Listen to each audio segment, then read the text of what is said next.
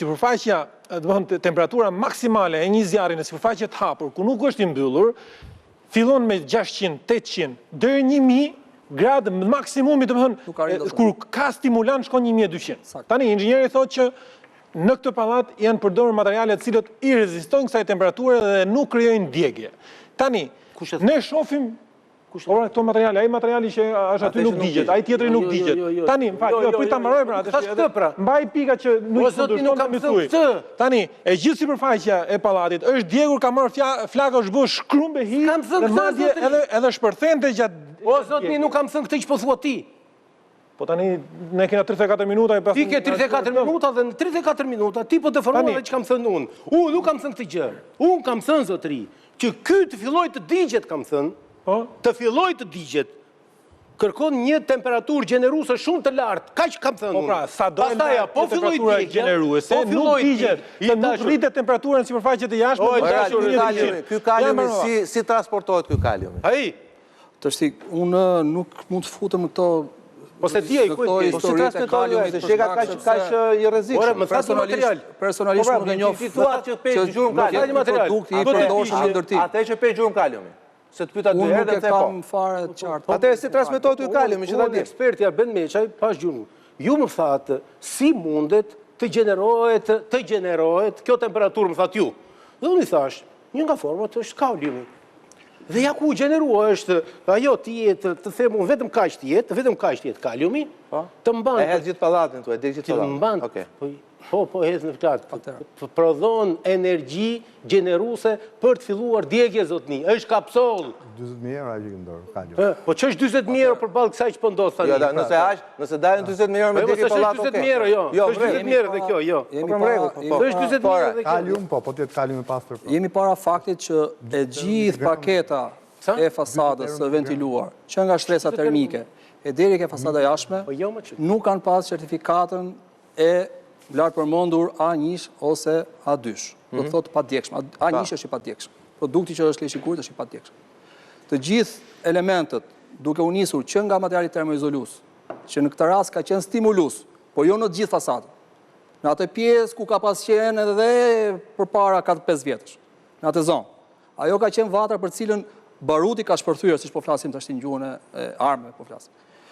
Membrana hidroizoluse që thot Beni, që është membrana difuzive, që lejon ajrimin e apartamentit jashtë e brenda, të cilën e bën aerosje natyrale për të cilën përdoret kjo fasadë, nuk ka qenë materiali i cili duhet të ishte kundër rezistencës zjarrit. Ka qenë i djegshëm, se unë s'kam parë fare membranë aty. Është duk membranë. Materiali alukobondit apo etalbond apo alukobond është fjala, po materiali kompozit do ishte më saktë, se alukobondi është materiali i cili është i klasifikuar më dysh dhe është shumë i shtrenjtë dhe nuk do ishte rasti, po të kishte alukobond do ishte tjetër gjë historia. Ai materiali kompozit nuk ka qenë i klasifikuar në këtë që po diskutojmë, të ishte në këtë rast A2. E gjithë kompleksi, gjithë kompoziti i këtij fasade ka dhënë ndikim dhe ka stimuluar që zjarri të shkojë nëpër masa të tilla. Mund bëj dy pyetje? Po me njerë pas publicitetit. Dy pyetje. Rikthehemi pas pak. Shkurtër.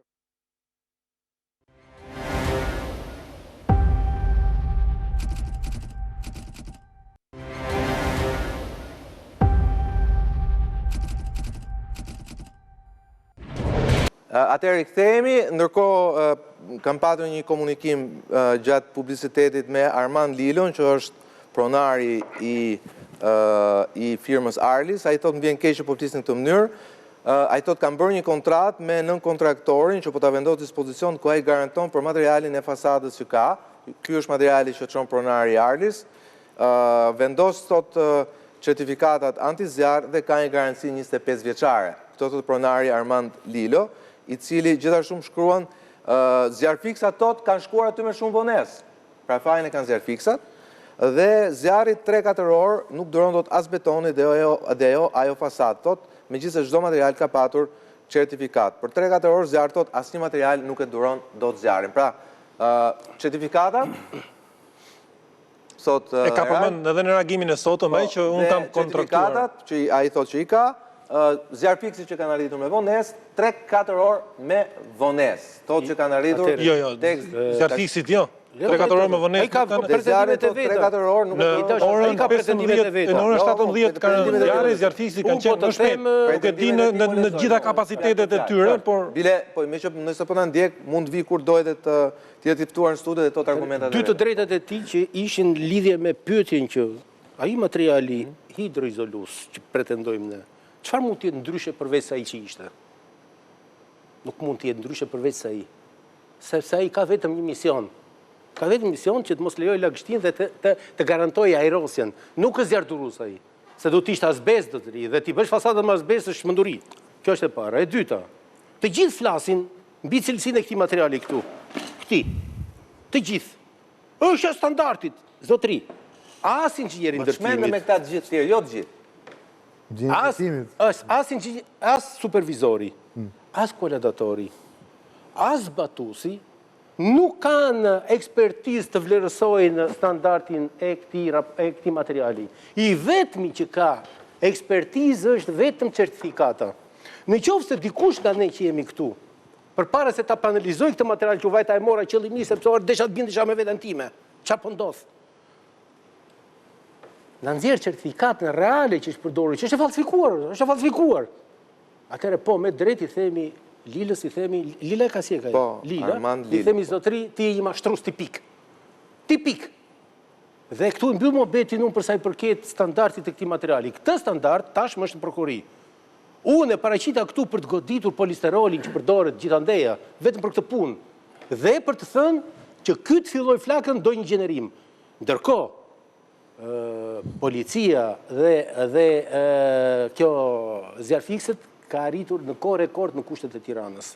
Nuk pranoj absolutisht këto lloj pretendime, sepse nuk është terror. Nuk thon, po më shkruaj. Nuk është terror. Nuk thotë që kam shkruar që zjarfiksi kanë ardhur me vonesë ka terror, po 3-4 orë nuk duron betonin. Tash Ajo, kjo është tjetër gjë pastaj. Pse është tjetër gjë? Është tjetër gjë sepse kjo lloj zjarri tashmë në gjykimin e ne si konstruktor, pastaj si konstruktor vën në dyshim stabilitetin e konstrukturës, jo fasadën. Dhe në këto kushte është tjetër lloj ekspertize, po ne po qëndrojmë në këtë pjesë që diskutojmë. Zjarfikset, misionin e parë që kanë patur dhe prandaja ke dy tipologji zjarfiksesh atje. Një tipologji zjarfiksesh që janë pajisur të gjithë me pajisje dhe janë brenda, dhe ke tipologjinë e zjarfikseve që janë në ashtë që kanë patur vetëm mision, evakuimin e njerëzve. Dhe këtu është debatueshme nëse duhet të ishin me këtë uniform apo duhet të kishin dhe uniforma tjera, por këta në kushtet e asaj emergjence për mua